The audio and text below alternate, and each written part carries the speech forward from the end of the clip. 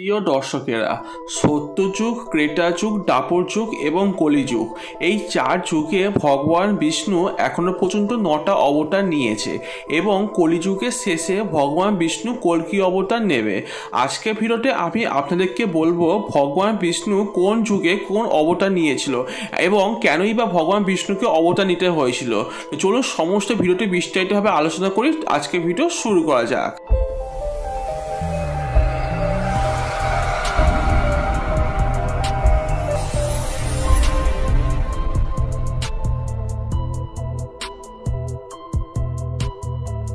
Number 1, সত্যযুগে ভগবান বিষ্ণু মৎস্য অবতার ধারণ করেছিল। প্রথম মানব মনুকে জল সুনামির হাত থেকে রক্ষা করবার জন্য ভগবান বিষ্ণু মৎস্য অবতার ধারণ করেছিল। নাম্বার 2, কুম্ভ অবতার। সত্যযুগে যখন সমুদ্র মন্থন হচ্ছিল ঠিক সেই সময়তে ভগবান বিষ্ণু কুম্ভ অবতার অর্থাৎ কচ্ছপ ধারণ করে আর পিঠের ওপরে মন্ডা পর্বতকে রেখে সমুদ্র মন্থন করিয়েছিল। 3 নম্বর হচ্ছে বরাহ অবতার। সত্যযুগে হিরণ্যাক্ষ নামে এক অসুর ছিল, সেই অসুরকে বিনাশ করবার জন্য ভগবান বিষ্ণু বরাহ অবতার ধারণ করেছিলেন। 8 নম্বর হচ্ছে নরসিংহ অবতার।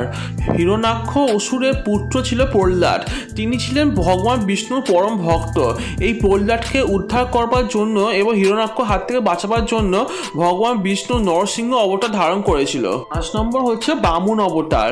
সত্যযুগে রাজা বলি নামে এক রাজা ছিল, সেই রাজা প্রবল অত্যাচার করত সকল জনগণের ওপর। সেই জন্য ভগবান বিষ্ণু বামন অবতার নিয়ে সেই রাজা বলির কাছ থেকে 3 পদ জমি চেয়েছিল।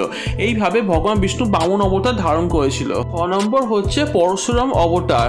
ভগবান বিষ্ণু পরশুরাম অবতার ধারণ করেছিল কারণ ত্রেতা যুগেতে প্রচুর ক্ষত্রিয়রা সকল মানুষদের উপর অত্যাচার চালাচ্ছিল, ওই জন্য ভগবান বিষ্ণু পরশুরাম অবতার ধারণ করেছিল। 7 নম্বর হচ্ছে রাম অবতার।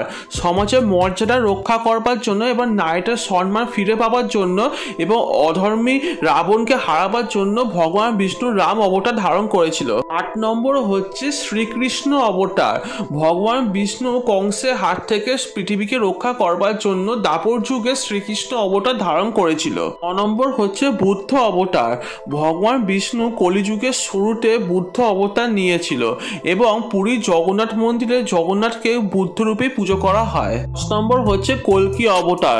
কলিযুগের শেষের দিকে যখন অধর্ম তার চরম সীমায় পৌঁছাবে তখন অধর্মের বিনাশ ঘটিয়ে ধর্মের পুনঃস্থাপন করবার জন্য ভগবান বিষ্ণু কল্কি অবতার ধারণ করবেন। আপনারা যদি কল্কি অবতার সম্পর্কে বিস্তারিত জানতে চান তাহলে নিচে ডেসক্রিপশন বক্সের লিঙ্ক দেওয়া আছে, আপনারা সেখান থেকে কল্কি অবতার সম্পর্কে জানতে পারেন। বন্ধুরা, এটাই ছিল ভগবান বিষ্ণুর 10টা অবতার সম্পর্কে আপনাদেরকে জানালাম।